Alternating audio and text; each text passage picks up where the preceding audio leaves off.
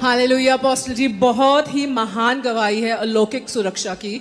हमारे साथ ब्रदर प्रदीप हैं, ये ब्रदर आर्मी में हैं और ये 16 अक्टूबर को बॉर्डर पे पोस्टेड थे बर्मा में और वहाँ पर एक टेररिस्ट अटैक हुआ। ये बता रहे हैं कि 40 के लगभग बम गिरे वहाँ पर, बट एक खरोच भी नहीं आई इनको।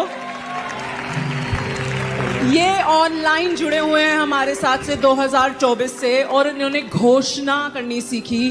भजन संहिता 91 की रोज घोषणा करते थे ये, ना कि ये खुद उस अटैक में बचाए गए, बट इन्होंने अपने साथियों को भी जाके बचाया। परमेश्वर का वचन इनके जीवन में जीवित हो गया।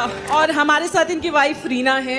2 सालों से गुप्त अंग में एलर्जी थी। इन्होंने भी घोषणा करनी सीखी। बहन बता रही है एकदम आजाद हो गई है वचन लिख लिख के, परमेश्वर का घोषणा कर करके। बहन